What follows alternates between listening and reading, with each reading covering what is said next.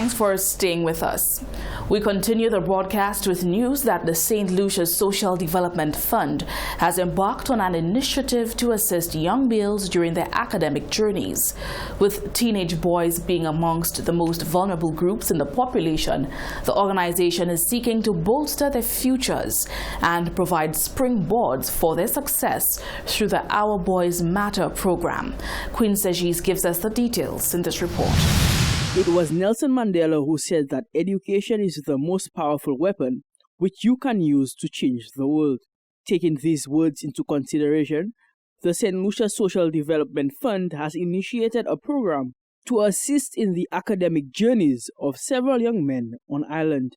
With males between the ages of 18 to 35 accounting for the majority of criminal activity, the organization intends to utilize education to combat this scourge. According to Executive Director for the SSDF, John Victorin, the program was born out of the need to improve the academic experiences of young males. Statistics show that females are more likely to pursue tertiary education than their male counterparts. As such, the initiative intends to determine what factors get in the way of scholastic success for boys and provides support where necessary. A rough assessment of the statistics would reveal that a lot more females move on to tertiary level education than boys. And the All Boys Matter program is focused on helping addressing the risk factors that affect the ability of young men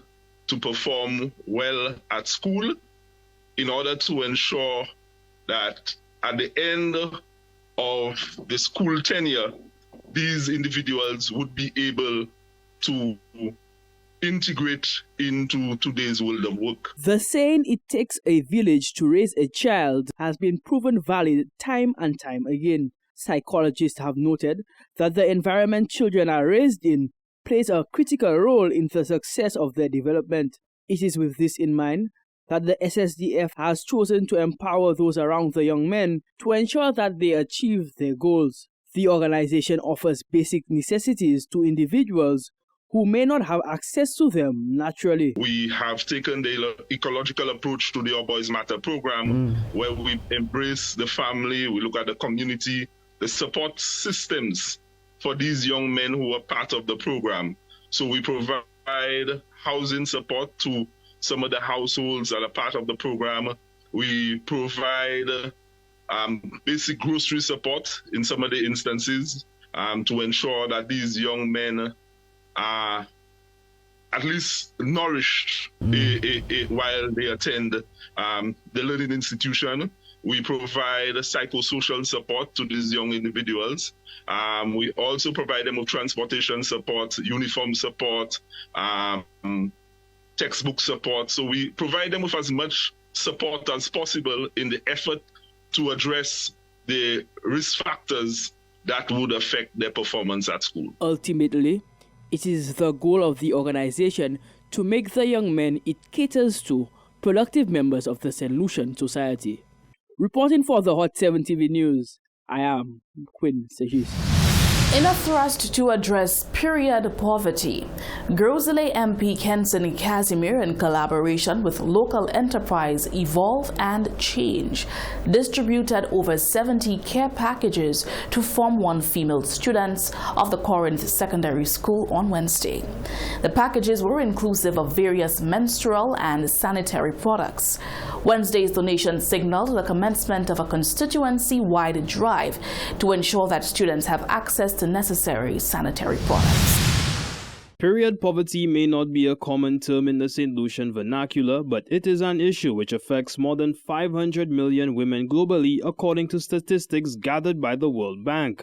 Period poverty is a lack of access to menstrual products, education, hygiene facilities, waste management, or a combination of these.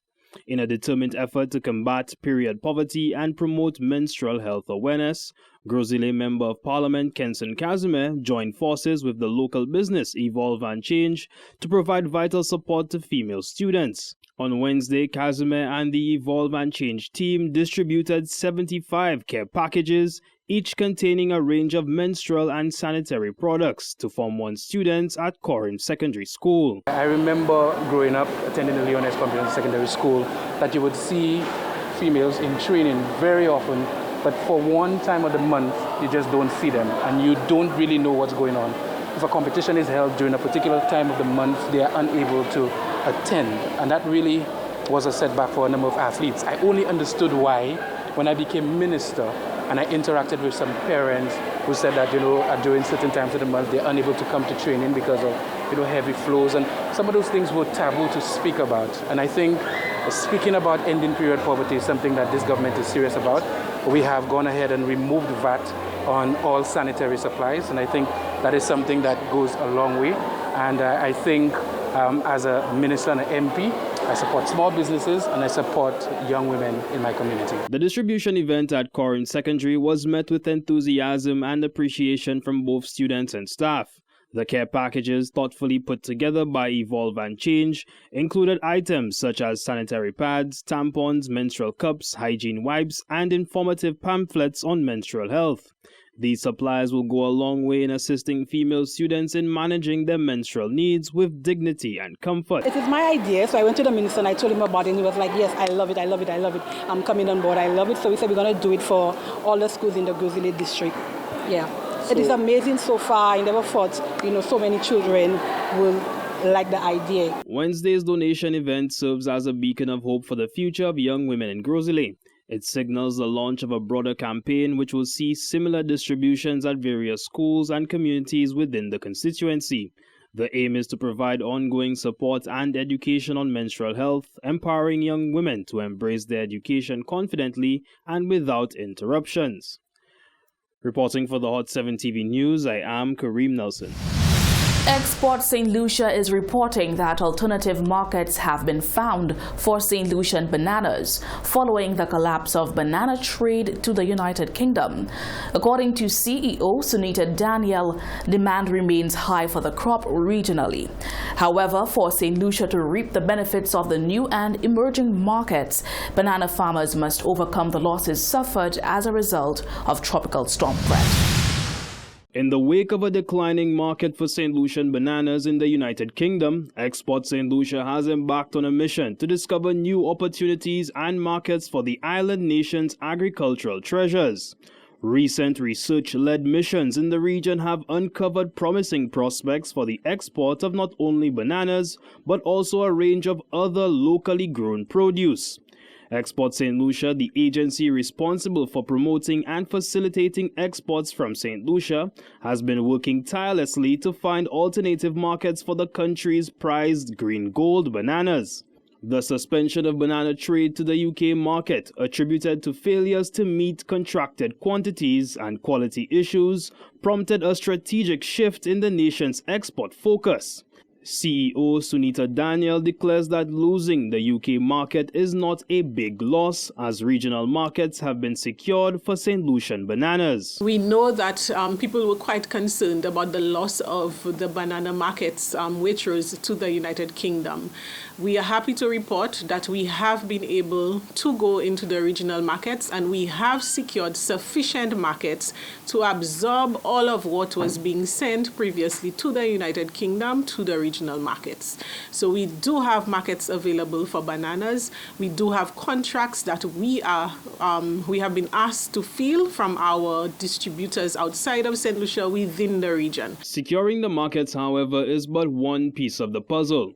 One of the major issues which led to the decline of the UK banana trade was that local farmers were unable to meet the quantity of bananas demanded by the foreign market. This begs the question whether that same issue will persist with regional exports. Moreover, banana farmers are currently reeling from the negative impact of Tropical Storm Brett, which destroyed 75% of the industry.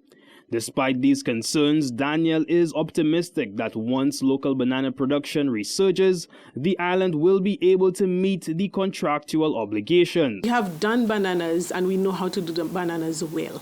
We know, we have the historical knowledge. We know if we know how to do something, it's to grow bananas.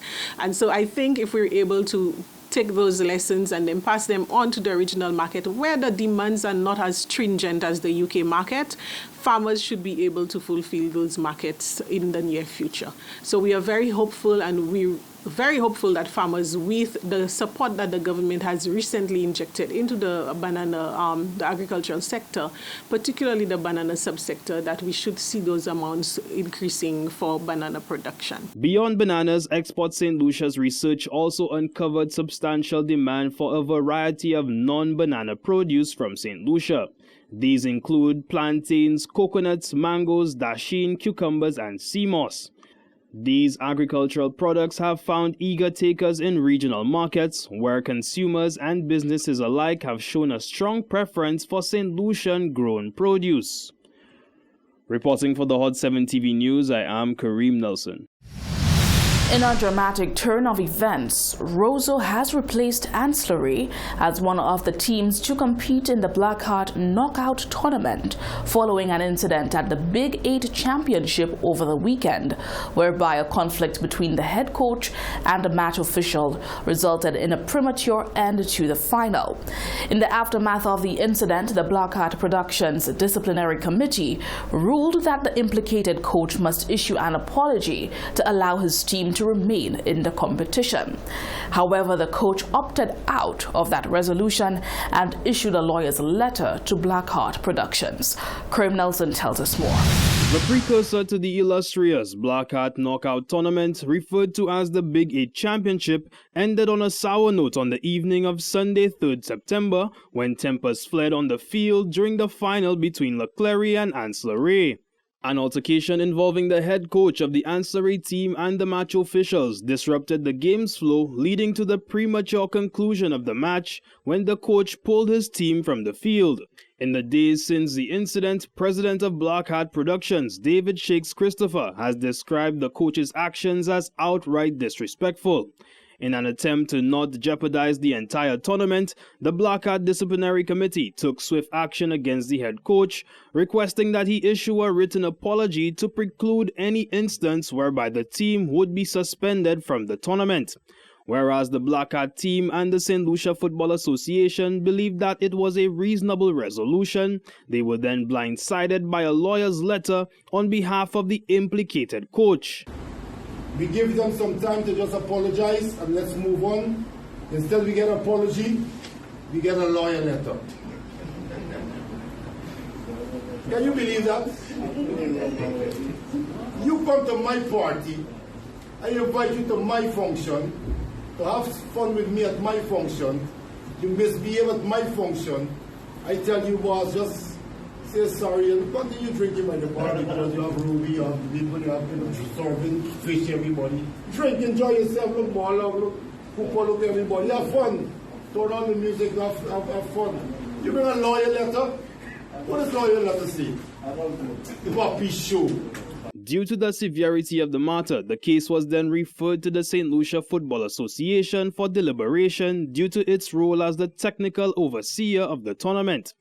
Due to the multiple alleged infractions leveled against the head coach, Team Ancillary has been pulled from the tournament and will be replaced by Roseau. Sunday's incident involving the match referee and the football team has undoubtedly soured relations between players and match officials. Stepping in to issue a stern admonition, President of the St. Lucia Football Association, Lyndon Cooper, warns that any player who has intentions of promoting violence at the scheduled Blackheart matches will face severe punishment. Those persons have 6 more seconds who go on social media as players, register under the SLF and the Blackheart, who confess and indicate that they must injure a referee. I am serving a warning as SLF president. The consequences is going to be worse. No Facebook page is going to help you. Do not leave your home and come and injure any referee. Football is a loving sport. And I want everybody in the region to vote me. As the Blackheart Big 8 tournament moves forward, the focus will return to the exciting and competitive football matches that have captivated fans throughout the event. The big action kicks off on the Dennery playing field on the weekend of September 9th. Reporting for the Hot 7 TV News, I am Kareem Nelson.